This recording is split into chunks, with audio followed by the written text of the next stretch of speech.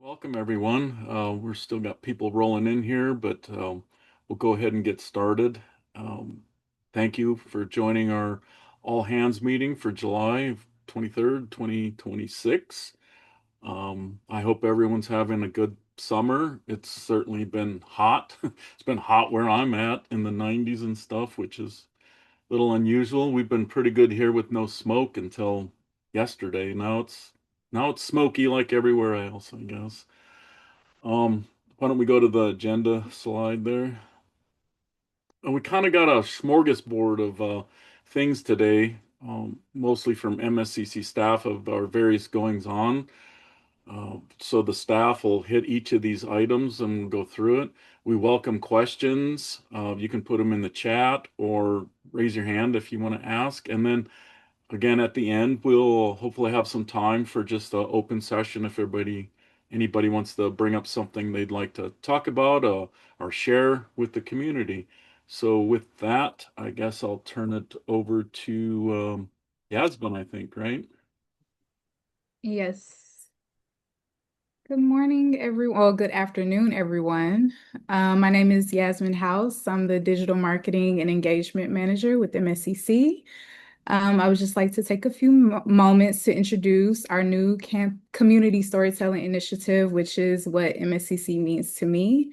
Some of you may have already been introduced to it and participated by filling out the form during our annual meeting. So if you have, thank you so much. Or if you even came across it on our socials, we have showcased it there now as well.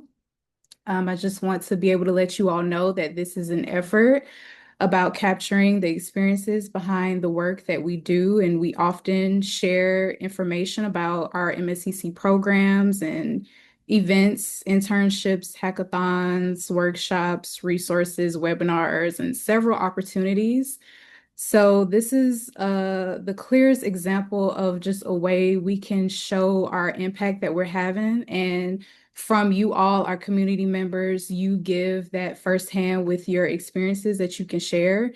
And we just want to be able to hear what MSCC has meant to you by being a part of this community that has either influenced your academic or professional research journey.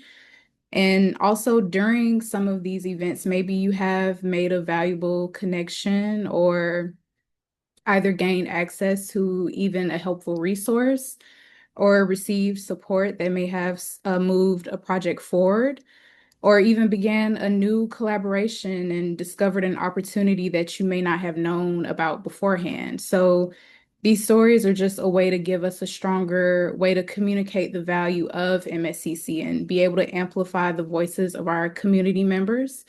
This also just helps us to showcase the real outcomes that are happening across the institutions and research and education. And they may also be able to help even another community member recognize an opportunity or even feel encouraged to participate or see a path forward in their own work. So on the right side of this slide, you will see the QR code. It links to the form. And if you would like to participate, we invite you to scan it and please share your experience. And you can describe one particular moment or several that might have made an impact, or even explain how a resource or event or connection opportunity has been able to support your work or your goals. And the feedback that you provide can support our future outreach efforts and community engagement. And it can also help us recognize what is working well and even understand why our community members are finding value and just being able to continue to build on the opportunities that are useful to our community. So again, just thank you very much. And we would love to be able to hear from you all. So thank you, and I'll pass it back.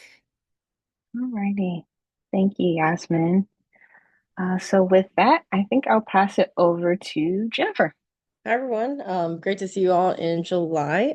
So I'm going to talk a little bit about this EDUROOM and IAM Federation survey that we have here. So I'm also going to take a brief moment here just to announce that tomorrow, keep an eye out on your email. So tomorrow we're going to be announcing the next opportunity for the RCP application. So that's the Research Catalyst Program that will provide an opportunity for folks to submit an application in a number of areas, including EDUROAM and IAM Federation, for some support in completing a project, and have an opportunity to collaborate with myself and my colleagues in some of that specific project work that you're looking to get done within the next year. So keep an eye out on your email for that. Like I said, that will be coming out, announced officially tomorrow, but we're going to give you a little bit of a preview today. So for today, I wanted to bring attention to the EDUROAM and IAM Federation survey specifically. So as we look into the next year, the landscape of identity and verification for higher education is rapidly shifting and becoming ever increasingly important. There are federal agencies, including the NIH, which kind of spearheaded some of this, as of January, February of next year, are going to increase their identity assurance requirements to access the resources. So one of the ways that you can address this is by adopting the IAM, becoming part of the IAM Federation.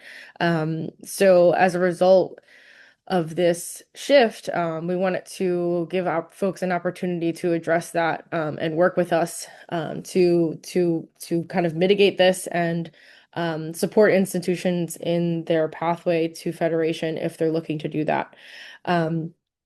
So there is a QR code and a link to the survey available. This will take you to the RCP overall intake form. But what I'm going to speak to specifically, like I said, is those two areas, which are going to be kind of more of a fast track type of area where folks will be in a position who are ready to implement within the next year. So basically very soon, so that project is completed within the next year. And it's going to ask a number of questions around your current environment. So definitely be prepared to answer those questions. The survey does not have to be completed all in one go. You can save your progress along the way and come back to it, because it can be, some components are a little bit more lengthy where you may have to include some specific plans or documentation. So I think the last thing that I'll just say about this is that if folks have questions about it, feel free to reach out to myself, or to the contact that is provided in the email that you'll receive tomorrow. I will put my information in the chat for folks. And I think that's it. Is there anything else that we wanted to mention around this survey to any of my colleagues here? Okay. Great, thank you. I will pass it back and put my contact info in the chat. Awesome. Thank you, Jennifer. All right, so we're going to jump to another survey with my colleague Sanju. Hello everyone. I'm Sanjitim Sinha, CA facilitator here at MSCC. So this tool user survey, we are going to do this survey to analyze, access, and catalog the various applications that you have actively deployed across research and a research environment. So we are trying to evaluate the teaching and research apps to discover what are the some common software pain points that you are having or your institutions is having. So we are trying to standardize standard setup guides to reduce the installation friction for IT or CI professional or the users. So I ask you to please take a few minutes to complete the survey, and I'll pass it over to Jessica to run the poll. All right. So in just a few moments, you all should see a poll that's launched on your screen. It looks like it should be available for everyone now. We'll give you all about 2 to 3 minutes to complete this survey, just because there's some longer questions in the survey. So yeah, I guess I should have had some music playing for this part too. You could just do the Jeopardy theme, hum it. Yes, I was thinking the Jeopardy in my head. Well, we can all think that in our heads. Yes. All right. So we're starting to see some folks participate. But if we could try to have maybe about half of our audience today participate, that would be awesome. Yes, a flashing countdown timer would have been great on this slide. I'll have to do it next time. I do want to note that with this tool usage survey, this is something that we'll probably deploy in some of our other community events over the next month or so, just because, we understand it's summer, so some folks are still out, and we just want to try to get as many perspectives as we can with this. So I'll have to remember to do it for the next event that we deploy this at. And if you've taken it once, you wouldn't have to do it again, correct, Jessica? Yes, correct. Okay, thank you. You could I'll make sure to announce that next time we deploy it, to just ignore it, or I think you should be able to X out of it. So, all right, we're almost halfway there. I'll give it another minute or so, to see if anyone else could provide responses. We really do appreciate you all answering all the surveys. And I know that we just went through a survey, and then we have this survey too, but we really appreciate all of you all's perspectives. It really helps guide the work and programming that we're doing. All righty. So I'll go ahead and end the poll now. Give it about 7 more seconds. All righty then. Thank you all. And what I will do now is pass it over to my colleague Alexia to share about the student internship program and some other really exciting work that they have going on that end. Thanks, Jessica. Good afternoon, everyone. For those of you who may not know me, I'm Alexia Jones, the Senior Program Manager here with the MSCC, and I am here to give a pretty fun update this afternoon, and want to let you all know that we will be having our third 2026 MSCC Undergraduate Summer Research Symposium. And so this symposium is a way for the students that have worked for the past 10 weeks throughout the summer on various CI Emerge research projects. And this is a way for us to showcase their success through a symposium platform. Next slide, please, Jessica.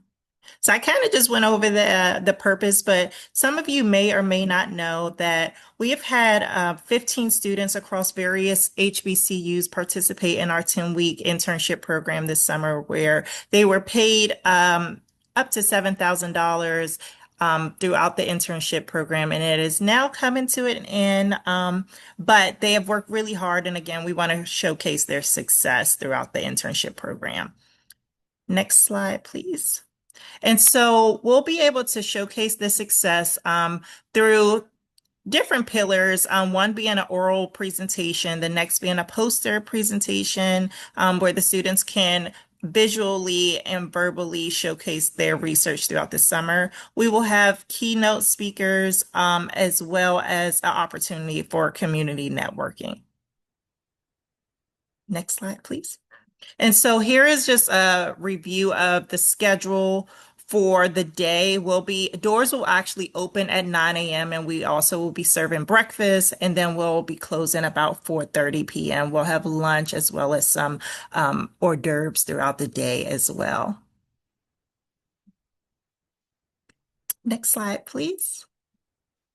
And so I do want to just mention that our keynote speaker this year is going to be Dr. Brian Kent Wallace, the Dean of Graduate Studies and Associate Professor of Physics at Fisk University. So we are truly super excited for him to be our keynote speaker this year at our symposium.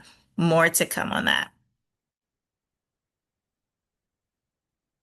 And so if you are in Nashville, August 5th, 2026 at 10 a.m., again, doors open at 9 a.m. Our symposium will be hosted at Meharry Medical College. So if you're in the area and you would like to see some of the research that the students have worked on throughout the summer, please feel free to register and join us. And you can use this QR code to do as such. I'll keep it up maybe for a couple of seconds.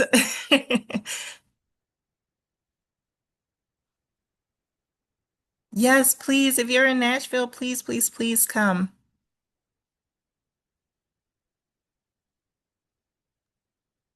All right. Thanks, Jessica. No problem. Thank you, Alexia. It looks like we're moving through some of our updates pretty quickly, so I think this might be a short all hands meeting. this month. I think the next slides are on me. So for those who have not met me yet, I am Jessica Johnson. I'm also a cyber infrastructure facilitator with the MSCC team. I'm here to share some new MSCC Resource Center items that have been uploaded over the last month since our last all hands meeting. For those who are aware, we've had some recent webinars on the technical end that have occurred within the community. Back in June, we had a technical webinar on getting started with Jetstream 2. This webinar provided an overview of the Jetstream 2 platform, including how to gain access, various example use cases, and best practices. So for that webinar, if you weren't able to attend in person, the materials as well as the recording and slides are available on our MSCC Resource Center website. In July, we had our AI webinar, again focused on Jetstream 2. This was AI in the classroom with Jetstream 2. This provided a deep dive on how to use Jetstream 2 to deploy AI models and also run Jupyter notebooks for your workflows or in your classrooms. As faculty members, with this webinar, again, the materials and the recording are also on our Resource Center website. There's some other resources that have been uploaded, but wanted to provide these two main resources as, with the summer, some folks were very interested in watching these webinars, but were not able to attend in person. So again, the Resource Center website is available if you want to check out any other resources we have. There's a great search and filter feature, and there's also the opportunity for you to upload or request for certain materials and resources to be submitted. We have a submission form available there. And the last thing that I'll say about the Resource Center website is if you've already completed the MSCC join form, which you all have, you have an account for the Resource Center website. You would have to reset your password using your email address that you use to sign up for the MSCC community, and then that's how you'd be able to access it. I see we have a question from Dr. Wesley. Yes, thank you. Thank you so much, Jessica. Look, there was an opportunity, by the way, thank you for this resource. I missed those webinars as I was traveling doing presentations this summer and spring. So I'm happy that we can access them and use them. I will be going to the page to do that. But I received another email about the NAR Pilot Classroom Expansion Conference, which will be held in August. And I wondered if that opportunity was still available. And I think Jennifer may have sent that email out. I didn't see it until maybe July 10th, some of the way around there. And so I wondered whether that's still available for us. Are you familiar with that? Yes, I am familiar with that opportunity. At our June all hands meeting, we actually had the individuals who helped run that event come and speak, and they shared about how to apply. I'll have to double check the specific deadlines as far as applying, but I know that it was coming up. But what I can do is I can send you an email, Dr. Wesley, to just provide you Sure. the most recent information that we've received from them over at the CRA, the Computing Research Association. Thank you so much. I appreciate that. Yeah, no problem. Any other questions?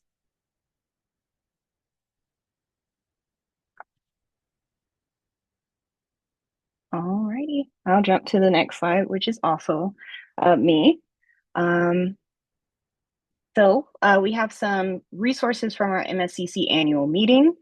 The recordings from the annual meeting are officially live, and you can find them on our YouTube playlist, but you can also find them on our MSCC Resource Center website. So they're linked on the Resource Center website. It'll take you to the YouTube playlist that is available. We encourage you all to share the materials and the session recordings within your networks and your community. It would really be appreciated for you all to help boost the awareness of some of the work that we were able to do at our past annual meeting. So definitely encourage you all to share it with those who you believe the information would be relevant and valuable for. All right. Next slide is also me. So we have some upcoming funding opportunities that we want to share. I know Jennifer shared the upcoming announcement or the opportunity related to RCP with more information to follow, but wanted to share some other funding opportunities that are in the federal grant landscape. So we first have the research and education program for HBCUs and TCUs. So this solicitation invites applications for basic research projects. The proposals must align with the research areas of interest of the DOW and enhance the education of students in areas of STEM that align with the DOW research interests. You'll notice here we have that awards are up to $2 million. So that's for a single award. And the number of awards that are available are variable for this specific program. The deadline for this is August 11th. There's also the Minority University Research and Education Project Space Technology Artemis Research program that is also closing on August 11th. Awards are up to $1 million, and this program is an opportunity through the NASA OSTEM, their Office of STEM, designed to strengthen the role of HBCUs, TCUs, and MSIs in the future of space exploration. And lastly, we have the Teacup program. This has the deadline of September 1st, and awards for this program are up to $3.5 million. This program provides awards to promote high quality STEM education, research, and outreach. So we just wanted to come to you all with some upcoming funding opportunities that are on the horizon. I know the first two are coming up in just a few weeks, but the Teacup program, you all would have about a month if you haven't already, started work on this particular program. And with that, I will pass it on over to my colleague, Jennifer.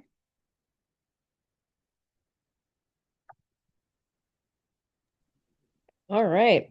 So talk a little bit about the communities of practice that we have. So as many folks are probably aware, we have the Cybersecurity Community of Practice, which meets every second Tuesday of the month and is a space for all sorts of persons from institutions to gather and discuss topics around cybersecurity. We do typically also have a threat intelligence briefing just to kind of keep us up to date on the latest threats that have been going on and what to look out for and how to kind of keep in the know. So definitely feel free to join us for that. Our next one is going to be August 11th. And then the other community of practice that we hold monthly is a CI Planning Community of Practice, which convenes every third Tuesday of the month at that same time frame, 2 p.m. Eastern. And this one is also a collaborative space for all sorts of folks from institutions for developing CI plan type of documents and for CI planning on their campuses as it relates to not only just their daily activities, but their overall strategic initiatives for the institution. Some of these topics we have lots of different types of topics that we talk about. One most recently that we kind of talked about was one of the ones recently was talking about engaging various groups around campus as it relates to CI capabilities and facilitation. And our next meeting is August 18th for the CI planning. Alrighty. Thank you, Jennifer. Sure. And with that, I think kind of like I mentioned earlier, I figured that this would be a shorter meeting, so I will pass it back over to Al for any additional announcements. All right. Thank you, staff, for putting that all together. Appreciate your effort with that. Before we kind of open the floor up here, I just want to remind everyone we're always looking for people to present at our all hands meetings. Those presentations can be anything that you want to bring the community. Can be your work that you want to share with us. It could be maybe a speaker that you have a suggestion for that for a bigger topic for the whole community. So please take a look at the QR code here if you're interested in doing this. This is a community, and like it says here, your voice matters. So right now, I will open up the floor for a few minutes here and see if anybody wants to share anything.